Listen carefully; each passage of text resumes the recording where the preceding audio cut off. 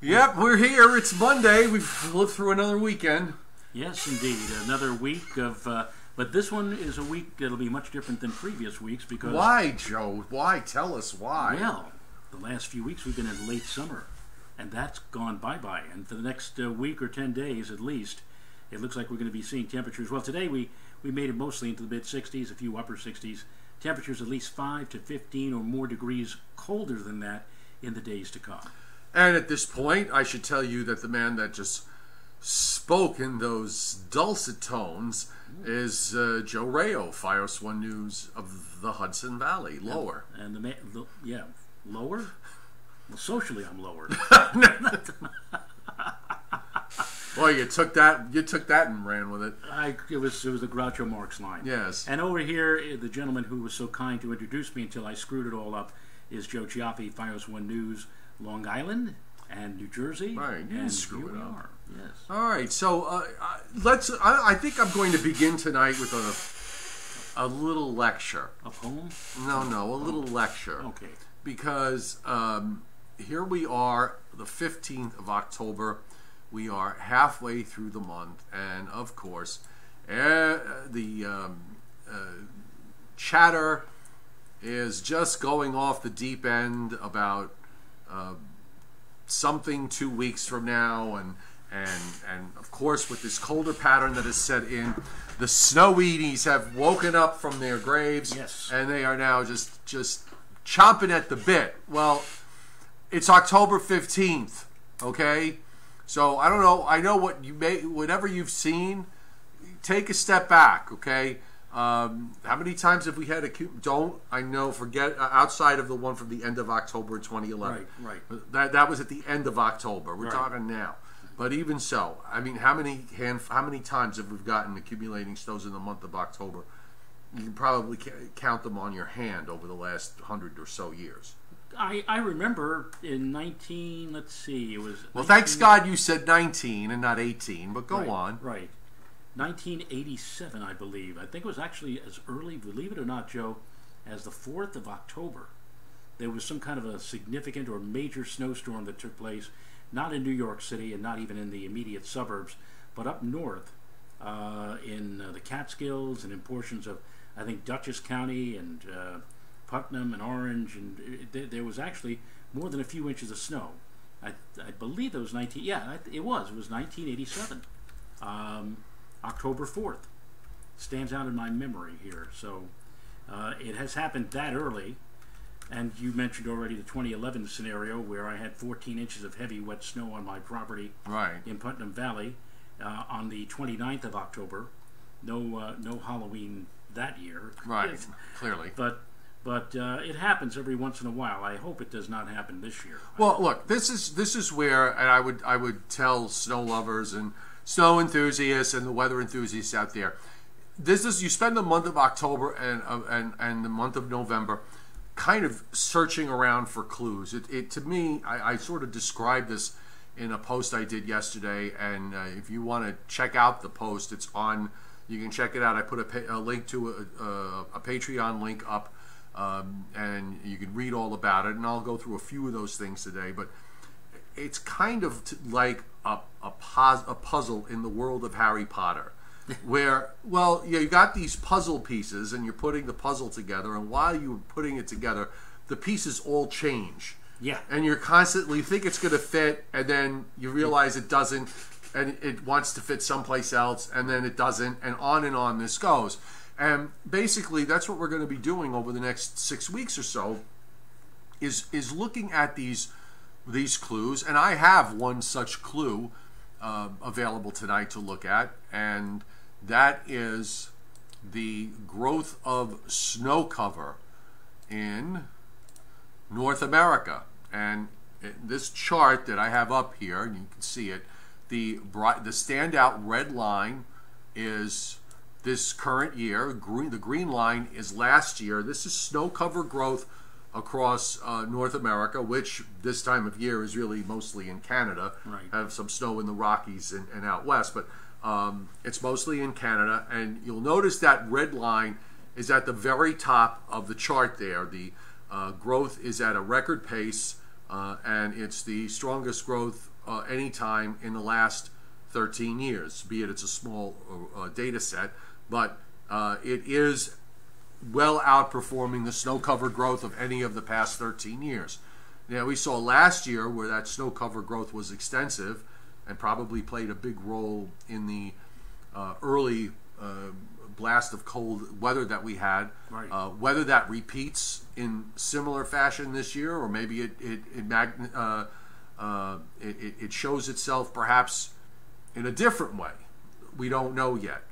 But the snow cover growth, if you want to put check marks in boxes for snowy winters, colder snowy winters versus warmer, less snowy winters, you would probably put this check in the box for colder, snowy winter. Right. For now. For now. And we still have October is a key month in a lot of researchers' work. Dr. Judah Cohen, who we had on my YouTube channel last week, you and I, he watches the month of October as a critical month for snow cover growth and in Siberia, which, by the way, I don't have the chart for it today, but it's lagging. The snow cover, while the snow cover growth in North America is running at way ahead. The snow cover in Siberia is lagging behind. Mm-hmm. Now, there's a checkbox on the other side, perhaps. Well, didn't he say that I think he's going to come up with his analysis or the results and his first idea this of what's week, going to come later this week. So I think on the 18th. On the 18th. So once he gets that forecast out, folks, we're going to attempt to have him on again. He promised that he would come back on and join us. But as far as the next, let me just bring this chart back up. As far as the next couple of weeks are concerned, I think it's pretty safe to say, Mr. Rayo, that the jet stream pattern is definitely one that favors colder than average temperatures. We could watch the evolution of it over the weekend as that first in a series of troughs just kind of swings around. Right. And, that's just going to continue. We've got a locked up complex vortex or a series of upper lows up in Canada. They all seem to be rotating around themselves. And each trough that comes through, the next one is on Wednesday, brings a shot of cold air. Then that pulls out. And then this one for Sunday into Monday and early next week, that one looks like it might be the coldest of this series. Yeah, and we're talking about temperatures Wednesday night and Thursday night, at least in the Hudson Valley, dropping into the 30s. Now, we've already seen the first frost advisory that was issued back on Saturday night for not the entire Hudson Valley area, but these next shots coming up during the next week or so are going to be more potent, and we may see frost or even freeze advisories or watches go up for a more widespread region, not just the Hudson Valley, but also inland sections of New Jersey. There's Thursday morning. Yeah, there you go. See? And people ask, Joe, I had a couple of people ask me on Saturday, they said, well, the temperatures aren't predicted to get much lower than the upper and middle 30s. How come they're putting out a frost advisory if the temperatures aren't even at freezing? But you forget, that's the ambient air temperature. But the temperature of the actual surface or surfaces are likely to be a few degrees colder still. So colder surfaces in a still condition with not much wind and clear skies in this situation could very well be at or even a tad below freezing, right, leading to frost, and that's why they put up frost advisories, even though the projected temperatures are not expected to go any lower than freezing, and sometimes are even noticeably above freezing. All right, so that's Thursday morning. And here's Friday morning. So there's 2 mornings here at risk for frost.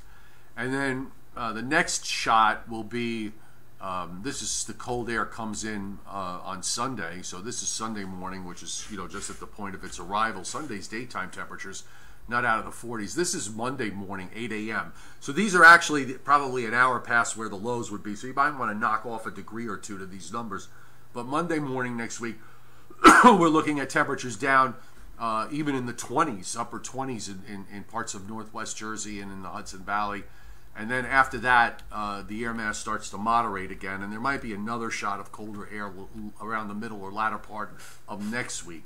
But the pattern, at least right now, has put us in this early sequence of cold events, but there's no guarantee that this is going to hold up once we get into December, January, and February. Right. Right. So I would just temper snow lovers' excitement here. Enthusiasm. Huh. Exactly, because there's a long way to go, a long way to go, and a lot can change between now and then. And as I mentioned last week, there was the winter of '89, where 1989, not 1889, where we went into the latter part of November and into December like gangbusters. I mean, extremely cold.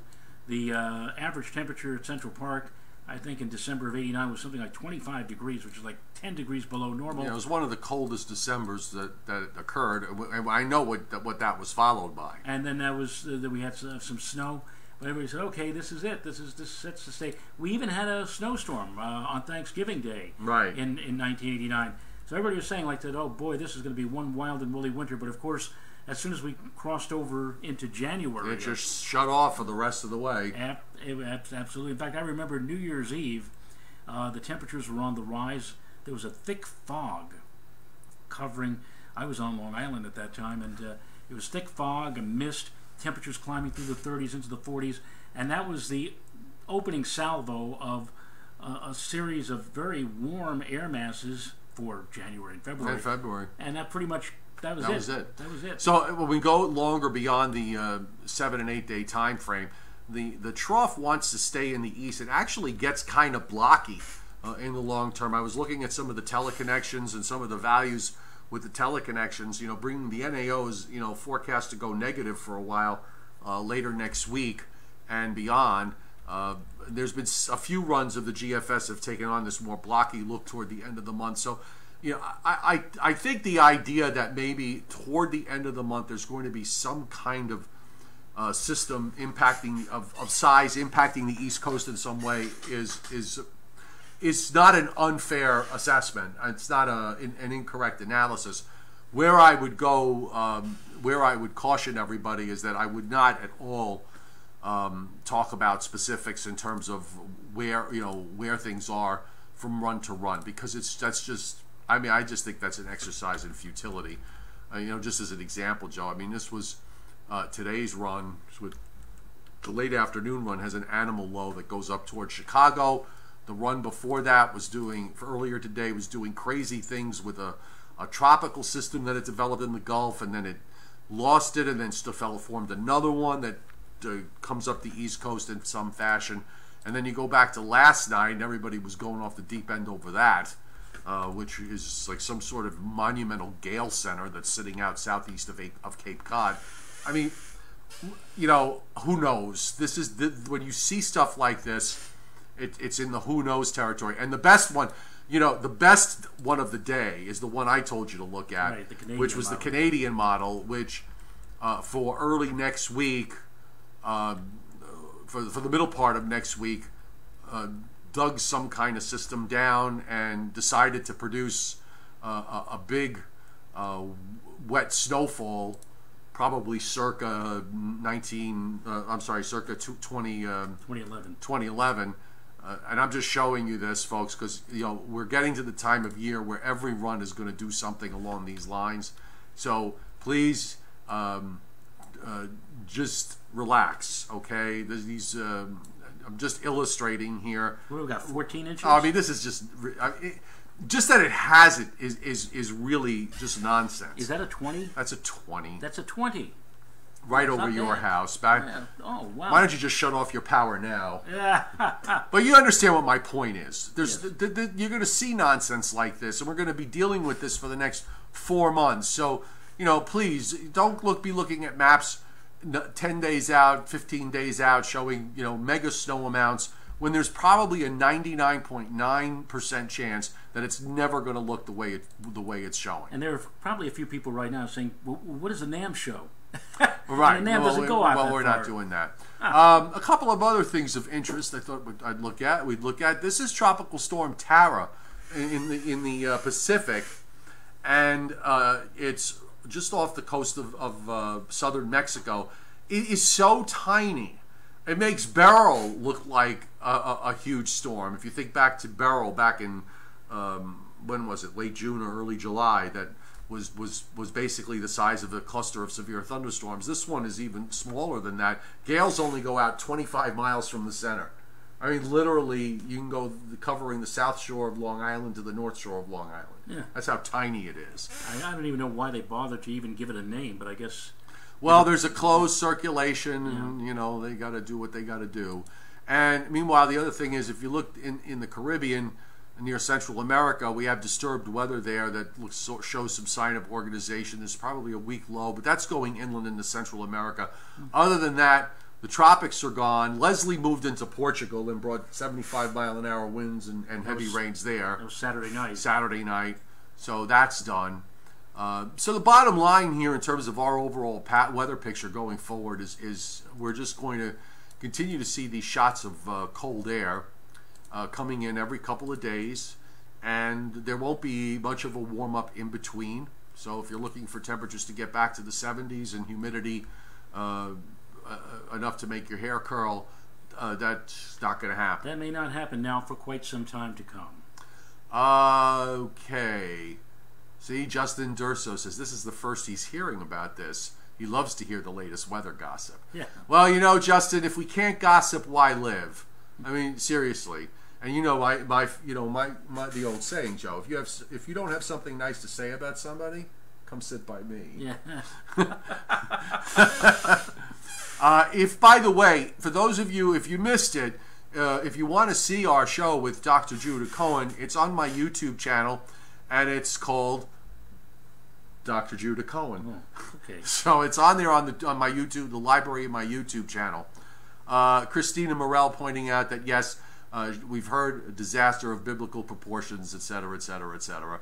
I know, you know, I saw the chatter too, so it needs to stop, and it stops right here on this channel. Timothy Veltman digging out the dates of October snows: October 4th, 87, October 27th, 2002, 10/26, 2011, and 10/30, 2011. Now he's up in the upper Hudson Valley there, closer to Albany. Well, I'm glad I remember the date, October 4th. That was very, very. You don't often see snow, significant snow. I mean, maybe at the end of October. October 4th.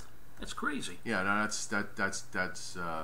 Well, Jason Kaplan wants to know: do I feel there will be more nor'easters this year?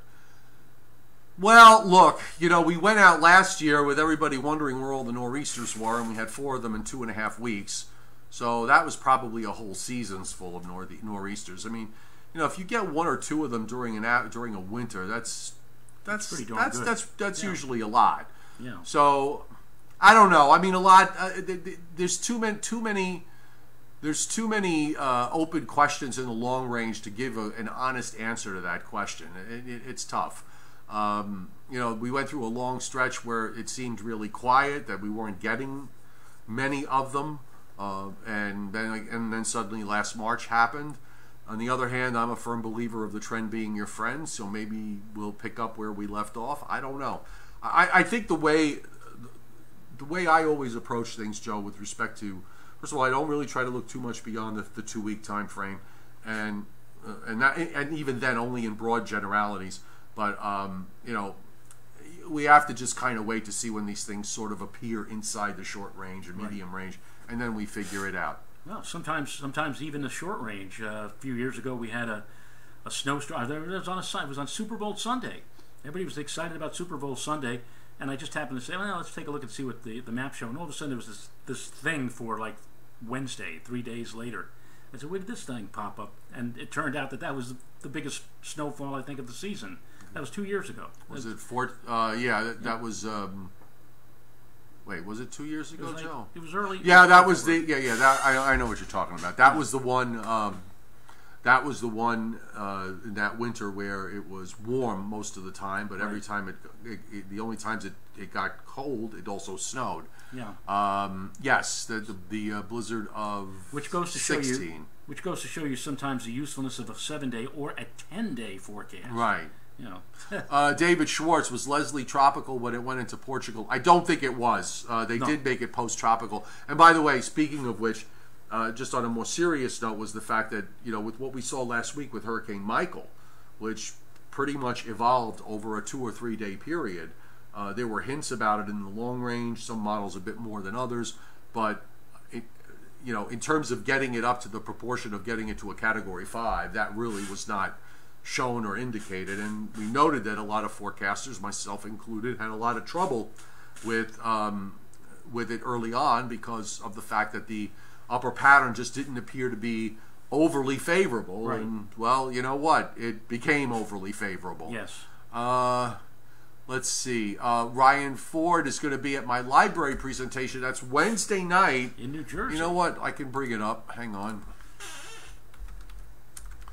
This way everybody knows. You're going to leave me all alone again? All alone. Yes, I'm going to leave you all alone. But I'll be back on Thursday. Yes. But those of you in New Jersey, this is my first New Jersey appearance. And being that I've been promoting this like crazy, we better have a sold out, a full house. It's so there's nothing to sell out because it's free. It's a library. But we're at the Springfield Public Library in Springfield, New Jersey. The address is 66 Mountain Avenue in Springfield, New Jersey, which is a good place to have the Springfield Library. And the telephone number is 973 376-4930, and the website, I'll put the link up in the chat here for those of you who want to give it another look, is sfplnj.org, and I'll just toss it in the chat, and come on out. I'd love to have you. We have a lot of fun at these talks, Joe. We usually wind up bleeding out into the parking lot after the library throws us out because they want to go home. And the conversation continues. Yes. By the parked cars. So please come on out. And if you want your local library to have us come for a program, either individually or if we can do it to come out together, for that it would have to be a weekend. But do get your library. Let them know we have a weather. We have a weather program, and that. We can come out and have them get in touch with us, either Joe Rayo or myself, and we'll see if we can work it out. That would be fun. Yes, it would. I don't really think there's much more to say. I think we've just about said everything. I think we did. I mean, we might leave a little early. Last week, of course, we took it almost up to the top of the hour.